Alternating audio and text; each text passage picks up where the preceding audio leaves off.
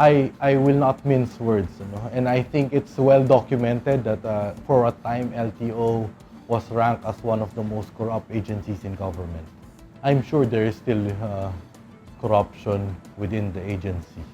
I'm confident enough to say that LTO at this point in time is in a much better position to combat corruption, or I can even say has lessened its whatever illegal activities are happening within the agency more than any other time it has been in existence.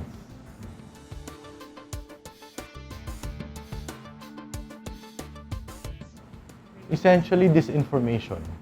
It's a failure, whether or not deliberate, to understand why we are doing certain things. And I have to say this, the biggest example is what's happening right now when we implemented a no registration, no travel policy. Our laws are clear. If you are not registered if your vehicle is not registered, it's not supposed to be used on the roads. Why? It's obvious, because there are legal implications if anything happens while you're using that vehicle. A concrete example is a vehicle that was carnapped while not being registered. That complaint was brought to us by the motor vehicle owner. His vehicle was carnapped, the dealer was not able to register it, so obviously he cannot claim insurance because that vehicle is not registered. Unfortunately, some people have chosen other ways of twisting the policy. We're easy targets because we deal directly with people and we're a large agency. I'm sure there are complaints against us each and everything we do. That's why I was looking at your website in particular and your editor-in-chief's qualification. It says there he's been writing for 20 years about cars, and the publication is supposed to be about cars. But what's the first thing any responsible car owner should do is to make sure the papers for his vehicles are in order. The website does not contain any information about putting your papers in order, registering your vehicle properly. It has questioned why LTO has done certain things. To any reasonable person or person who thinks straight and without any bias, the first thing you should do when you buy a vehicle is to make sure that the papers for your vehicles are in order. And it is not correct to say that, just because you have saved so much and spent so much to buy a vehicle, you can just use it on the road. The dealers have been offering free registration. So in fact, they've taken on the obligation to register the papers. The bottom line is, it's your car, make sure it's properly registered. What happens now if that gets into an accident or that gets carnapped? So how will you now claim your insurance if it's not registered? I think any responsible car enthusiast, that's the first thing you should do. And if you think that the LTO cannot register your vehicle properly, then prove to us why. Because we've been working on this with the car dealers since July of last year. We're well aware that the obligation to register has been taken on by them. That's why we talk to them on a regular basis. The funny thing is, when we started talking to them, they said the PNP clearance is not a problem. It's easy enough for us to get a PNP clearance.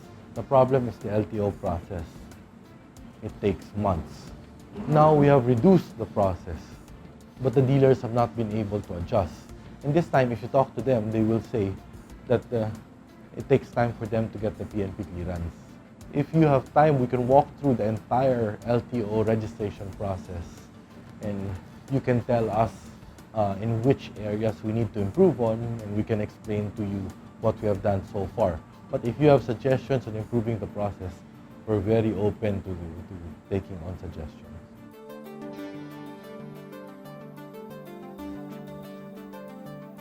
It's hard. If you look at everything we've done so far, that we've gotten into hot water with, we're just trying to implement the law. That's why it's disheartening, it's disappointing when you have legislators telling you that you're not doing your job and you're not doing The simple answer to them is, if you feel that the law is not right or there's something wrong, then all you have to do really is change the law. And that's their job, not mine. All we can do is implement what's there. To be specific, the 7-day period for registration, that's in the law. So if they think that it's too short, then all they have to do is change the law and extend the 7 days. That's not with an administrative agency. That's actually with Congress, completely within the power of Congress to do that.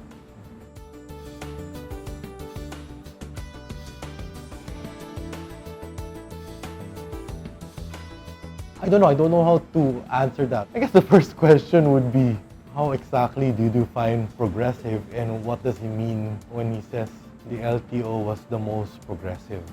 So I guess now we can go into particular details. When you talk about registration, it starts with stock reporting with the LTO central office, meaning the manufacturers and importers or assemblers, before they download their stocks, the vehicles to their dealers, they have to report them with the LTO. Previously, the entire process took anywhere from 1 month to 6 months, with a daily volume of 3,000 to 6,000 units. What have we done during my time? We have converted this to a do-it-yourself process. So the representatives of the manufacturers, the Toyotas, the Hondas, the Nissans, they go directly here in our offices. They upload their stocks in our system. The consequence of that is, from the previous processing time of 1 month to 6 months, now they're able to do it in 1 to 2 days. From a previous volume of 3,000 to 6,000 a day, now they're doing 8,000 to 10,000 a day. And it's all on them. If they do it properly, they can finish it in a day. After stock reporting, it used to be a 2-step process in 2 offices. So once the vehicles are actually sold, first needed to go to the regional office to report to whom the vehicle was sold to. And then, after reporting the sales with the regional office, they go down to an LTO district office to get their plates and stickers. Any logical person will say, why the need to go to 2 offices? So we've cut the process now. Now, when you go to the regional office, after you do your sales reporting there, you can get your plates and stickers in the same office at the same time that you do after you do your sales reporting. We have done so far, I can say, a rigid IT system. Our IT system is not web-based. This is not like Facebook that you can go to any computer and log on. Our IT system is client-server based, meaning the particular programs are installed in particular computers. We've increased our processing times. We've doubled our volume. That's not an easy thing to do.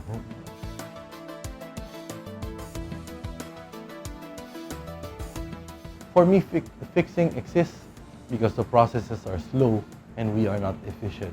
The only way to eliminate fixers is take out the need for fixers, meaning make our processes fast, make our processes efficient. I think when you talk to the car dealers without an agenda, talk to the owners of the car dealers themselves, they will confirm that when it comes to processing, we have improved our processing of initial registration of new vehicles. We have more or less eliminated fixing there. That's actually the answer to fixing, is to improve our processes. In the coming weeks, we will also be hopefully implementing reforms in our driver's license renewal system. We will make this paperless. If that's not progress, I don't know what is. I do not do band-aid solutions. We do reforms from the bottom up. There are practices and cultures that we have to go against and change.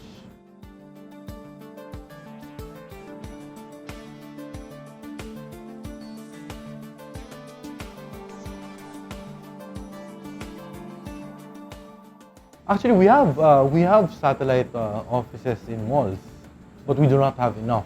Give us a couple of more weeks, and then when we roll out our improved driver's license renewal system, you'll see that we will try to address that issue in particular.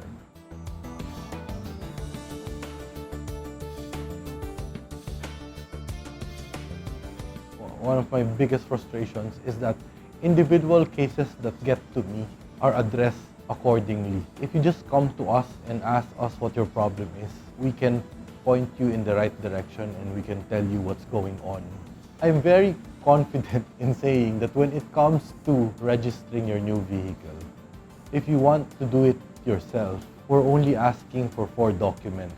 The certificate of stock reported, which is supposed to come from the manufacturer, delivered with the unit to the dealer. No dealer is supposed to sell a vehicle without a certificate of stock reported from the manufacturer. The second document that you need, PNP clearance. Car dealers have gone to us asking us why the need for a PNP clearance. Can't you remove it? My answer is that's provided by law. If you can complain to a senator or a congressman why LTO is implementing a no registration policy and requiring a PNP clearance, might as well tell these senators or congressmen to actually remove that as a requirement in the law, and then we're happy not to require it. I mean, we're asking for it because we're required to ask for it, so it's not up to us to remove it. That document should not be a factor or should not be an excuse why when a dealer sells a vehicle, they cannot register it right away, because they can get that clearance even before they sell the vehicle. The last 2 documents that we ask is a sales invoice from the dealer and the insurance, which is again required by law and is intended for the protection of the vehicle owner. And according to the dealers, it only takes them a day or 2 to get the insurance. So if you want to do it yourself, you can just get those 4 documents. Just try and go to our offices by yourselves, and you can see that we have greatly improved it, and you can get your license plate right away. I was asked the same thing in Congress, in the House of Representatives in particular, that why are there new cars without plates? And my answer then is the same, will be the same as my answer now. You can't just say just because you have a new car, you should have plates right away. That's simplifying the issue. The issue really is registering the car. Without registration, of course, we cannot give you car plates because there would be no basis for registration. Conduction permits have no connection with registration. The only purpose of conduction stickers is to allow a vehicle manufacturer, importer or assembler to take that vehicle out of the port and bring it to their warehouse or the dealer showroom. So it has no connection with registration. The LTO is really just an implementing agency. The law has been there. We're only trying to implement the law. For plates in particular, I think you talk to any LTO insider and they will tell you this is the first time in history that we've been able to issue official receipt certificates of registration on plates, on a 1:1 basis. We can only do so much. I don't pretend that I'll be here forever. In fact, I don't intend to stay beyond this administration. But while we're here, we will continue to institute reforms. We've been able to address all issues thrown against us. We have nothing to hide here. We would want, in fact, as much as possible to inform the public what's being done.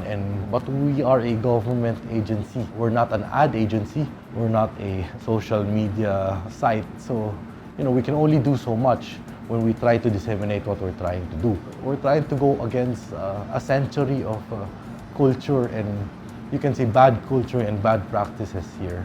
It's not easy. Go around and talk to these people, and I'm sure they will not say anything good about me, but try and ask them why, and they will not be able to justify why they feel that way. You look at all our policy changes, we can defend all these policy changes, see the reason behind it, the purpose behind it. It's really just making everything easier for the public to transact with the LTO and remove really the human factor in between.